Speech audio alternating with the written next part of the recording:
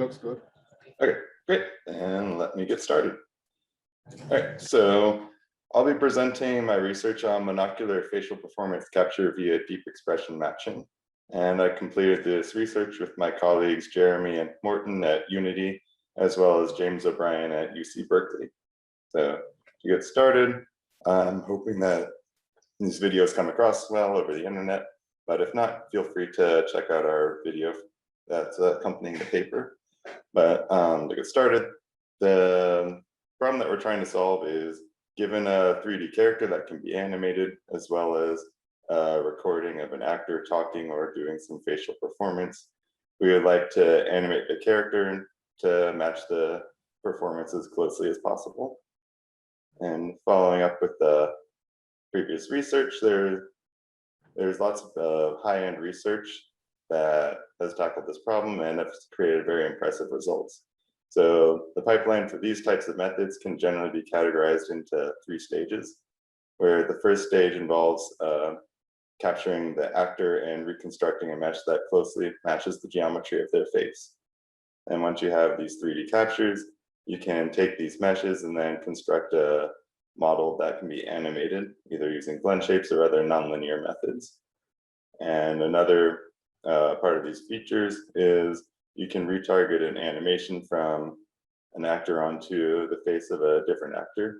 And the quality of these results will depend on the fidelity of the first 2 methods in the stage. So to summarize, these results produce very high quality results. However, they can be very expensive and tend to require highly skilled engineers to be able to set up and use the equipment. Also, because these methods rely on scanning an actor and having very accurate scans, the character rigs tend to be specific to the specific actor recorded and don't generalize easily. And this was the motivation for our project. We decided to trade off the fidelity and accuracy of the animation method in return for having something that a novice user could use and also use only consumer quality or inexpensive equipment. So to summarize what we require for our method, the main device that we need is just a single RGB webcam, and this can be used with an optional helmet to mount the camera. So the requirement for the helmet is just because our method at the moment can't handle head rotation. If the user were to sit in front of a camera and not rotate their head, our method would still work pretty well. In addition to the camera, we also require several hours of recorded facial performances of various actors. So this is only for training and not for model evaluation. So once the model is trained, you don't need that data anymore. And finally, given a 3D character or a rig, we do require a set of expressions or a range of motion animation on that character, just as examples that we can pull from in order to generate an animation. So our method follows pipelines from other commercial softwares that we were looking at. So we call these user-guided solutions, where an artist will be in the pipeline creating the animation using these tools. So the workflow of these methods is you first record an actor, and then landmarks are automatically detected on each frame of the recording, and the artist has the opportunity to manually correct mistakes in landmarks to improve the quality of the results. And once the artist is satisfied with the landmarks, they go through and select keyframes from the recording. And for each keyframe, they take their 3D character and manually pose it to match the expression in the keyframe. Then the system takes those keyframes and interpolates between the poses in order to create a full animation. So some examples of commercially available software include Faceware and Dynamicsys, and unfortunately, Dynamics is no longer commercially available. But yeah. So with this in mind, I'd like to start going over our method and the improvements that we make on that type of pipeline. So we're trying to target novice users and anyone who might not have artistic experience and allow them to create animations. So our main feature is what we call expression matching, that allows the user to automatically take an expression from a recording and we match it to pre-posed expressions on the character rig. so that the user doesn't need to manually pose the character themselves. So I'll start running through the pipeline and explain how everything works here. Our method starts with an input video from the user. We crop the video around the face and mask out the background in order to provide our system with just the face information. So taking this video, we use each frame and send it through a landmark detector. And this reduces the dimension of the video from an RGB image into 2D points. Then using this low dimensional representation, we send those points through what we call an expression encoder. And this further reduces the dimension to an expression latent space that also factors out the identity of the actor. So this is ignoring, I guess the identity could view that as who the actor is, and the expression is what their face is doing. So we just factor out who they are in order to create just the expression. And using just the expression, we then have our user guided part of the method where they would go through select keyframes from the video, and then we would use those latent expression codes to match these keyframes with the poses from our expression database on the 3D character. So once all the keyframes are selected, then we would do some rig interpolation on the data in order to create a final animation. So I'll start with the first part of the method, which is going from image to facial landmarks. And for this, we use an unsupervised landmark detector. Specifically, we use the first order motion model, which is a method designed for animating images. And in the middle of the method, they create landmarks that we've found very useful for our approach. So in addition to landmarks, this method also produces Jacobian matrices for each landmark. And these matrices generally represent the amount of stretch of the image in the specific region around the landmark. So starting with this approach, we found that the loss function could be modified to better suit our needs for face images only. So their original loss function has a perceptual loss, which matches high-level features, as well as an equivariance loss, which ensures that landmarks are placed consistently across images, and despite the subject maybe moving around or stretching and things like that. So we introduced 3 additional terms to this method. And the first term is a distance loss, which ensures that landmarks are evenly spread throughout the face image. We have a background loss, which ensures that landmarks are placed on the face and not on the background. And then additionally, we realized that the Jacobian matrices were getting a bit large, so we just put a regularization term in there to limit the size of those matrices. So showing some visual differences here, we can see on the right is landmarks using the original loss function, and then landmarks using our method. And we achieved our goal of spreading out the landmarks a little bit more here. So one final addition that we made was we segmented the face into 3 regions, and we trained a separate model on each of these 3 regions as well as the whole face. And this is mainly to concentrate landmarks on areas of the face that generally undergo more motion and would be more useful for animating the character. So once we have all the landmarks, then we can send this information to our expression encoder. And in order to create the expression encoder, we train it as part of an encoder-decoder pair, where the inputs are the landmarks and positions for landmark positions, and the Jacobians for expression I and from identity A. So expression would be what the person's doing, and the identity would be who the person is. So we'd send it through the encoder, and the goal is to factor out the identity while preserving the expression in the latent code. And as part of training, we would then reintroduce the identity, but switch the identity here, and we would send that through the decoder, which would then produce landmarks and Jacobians for the same expression, but with a different identity.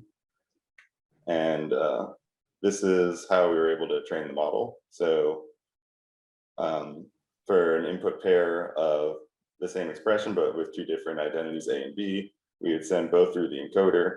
Then we would penalize in the first term of the loss function the difference between the 2 latent codes. And then we would send latent code back through the decoder, And we would try to reconstruct the landmark positions for identity B, but with expression A.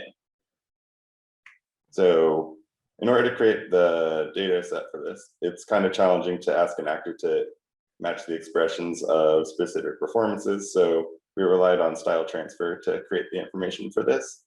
And the first order motion model is well suited for style transfer, so we used that model directly.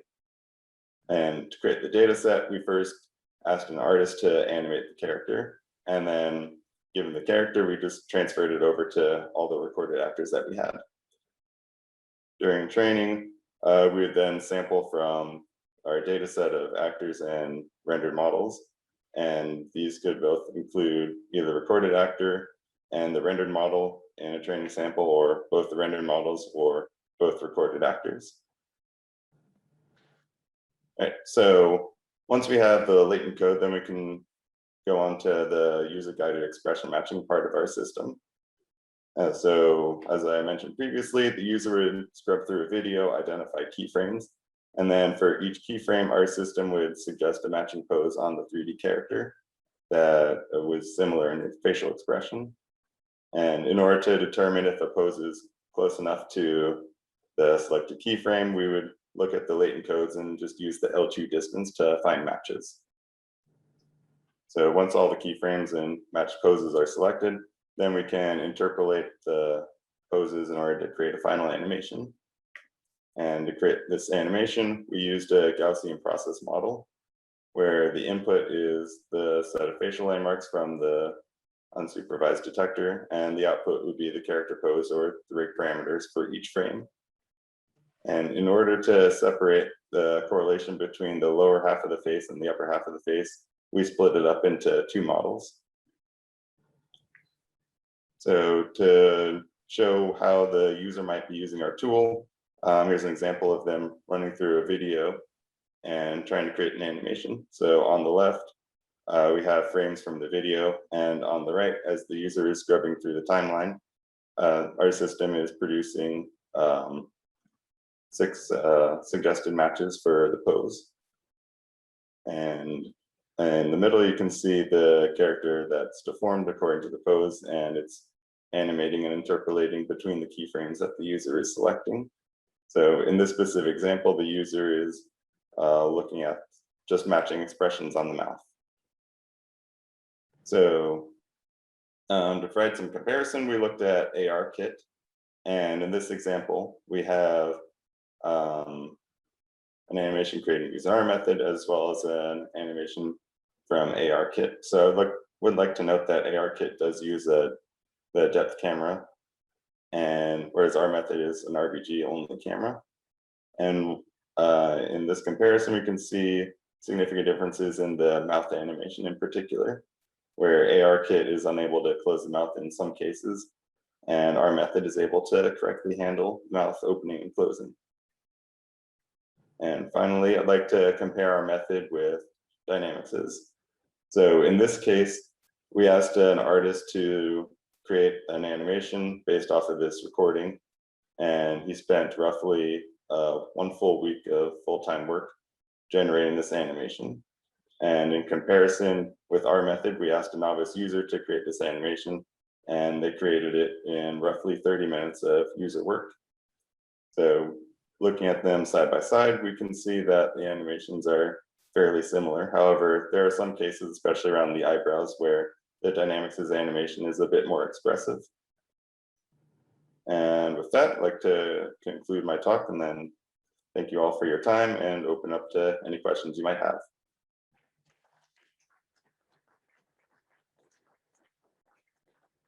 Thank you very much for the talk. Are there any questions from the audience?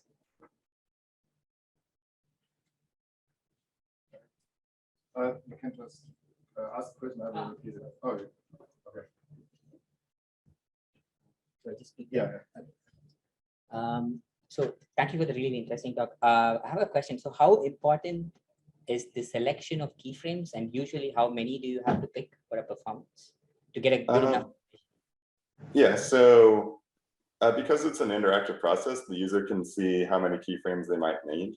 And because we're using a Gaussian process model, we can also show what parts of the video have low probability and might need more keyframes. I want to say we found that roughly 3 keyframes per second was on average what the user would need to use to create reasonable animations. Okay, great, thanks. Okay. Any other questions? So I do have a question. In the first step where you select the or where you determine the landmarks in the input image, what would happen if you have, say, a character with a beard or wearing glasses? Is that going to be a problem? Yeah, that could pose a problem. Our training data set doesn't have any examples of glasses or beards. So if we were able to get sufficient examples of that, I think the method would be able to work correctly, but just lack of data. So probably wouldn't be able to handle it at the moment. Okay. Yeah.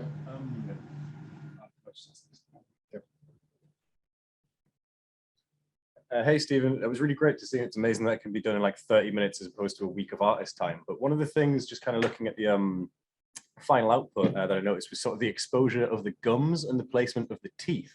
I was just wondering if you guys have a kind of plan going forward to kind of address that slightly more. Or... Yeah, so some of the problems that we found with the method are our character is animated using a blend shape model, and the blend shape model didn't quite cover the full expressions of the mouth and possible shapes. So a lot of those are from an artist creating the closest possible match to an existing pose. And then that's how we create our pose library. So for example, a lot of the O shapes that the mouth would make weren't able to capture that exactly. And in cases where the gum was showing, that was also the closest approximation that an artist could create to corresponding matches in our data set. So I think if a more expressive model were used as the character rig, then that might be able to fix some of the issues that we're seeing around the mouth shapes. Right, and then one follow-up question as well. Kind of two-part. How does it work in terms of transferring the information from different characters with different features, say like different races, or if it was like a fantasy character, for example, it's like a used for sort of like a CG fantasy game, for example? Yeah, so in all the examples that I showed, we had the exact same blend shapes for each character. If an artist were to create a new character, like a fantasy character that also had corresponding rig controls, then it could be transferred directly. So when we were using our method, we would generally find the closest matching 3D character to the actor in visual appearance, and then just use that for comparing landmarks and expressions. And then if we wanted to transfer it over to a different character, because we had all the same blend shapes, we used the rig parameters directly, just transferred it. So if the artist does spend time to set it up to match the rig parameters and their new character, then I think this method would work just fine. Thank you so much for answers. Cheers. Of course. Any more questions? All right, then let's thank you all again and proceed for the next paper. Thank you.